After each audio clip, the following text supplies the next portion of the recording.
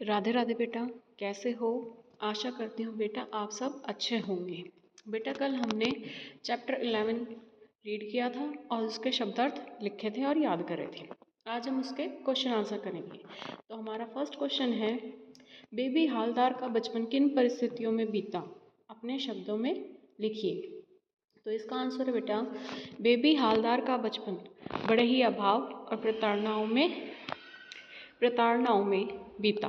बचपन में ही उनकी माँ घर छोड़कर हमेशा के लिए चली गई और तब से उन्होंने स्वयं को अपने पिता से पिटते हुए देखा।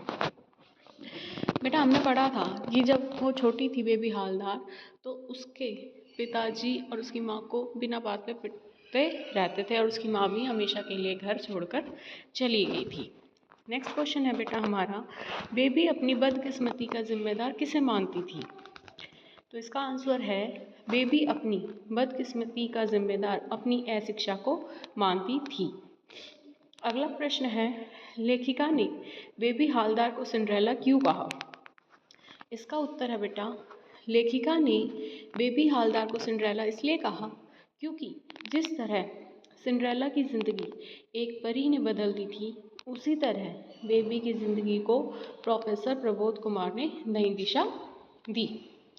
बेटा हमने पढ़ा था ना, कल भी मैंने आपको बताया था कि जिस तरह सिंड्रेला की ज़िंदगी एक परी ने बदली थी, उसी तरह बेबी हालदार की ज़िंदगी प्रोफेसर प्रबोध कुमार ने बदल दी थी। अगला प्रश्न है बेटा हमारा, किताब का नाम आलो अंधारी क्यों रखा गया? इसका उत्तर है बेटा, किताब का नाम आलो अंधारी इसलिए रखा गया क्योंकि बेबी की यादों में अभाव और प्रताड़ना भरी अनेक रातें ही जमा थी। अगला प्रश्न है, बेबी द्वारा लिखी गई कहानी को पढ़कर प्रोफेसर कुमार पर क्या प्रतिक्रिया हुई?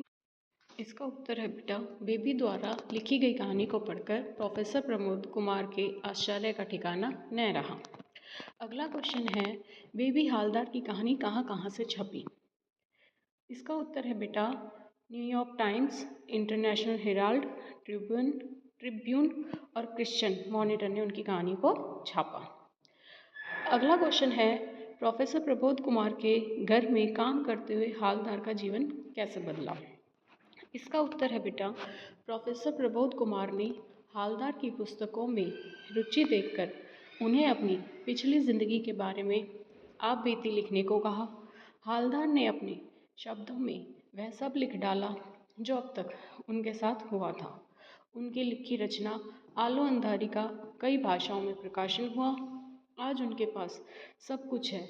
इस तरह प्रोफेसर प्रबोध कुमार के सहयोग से लिखी इस रचना ने उनका जीवन बदल दिया था। तो बेटा आपको ये प्रश्न उत्तर याद करने हैं और अपने हॉलीडे होमवर्क की नोटबुक में लिखने हैं।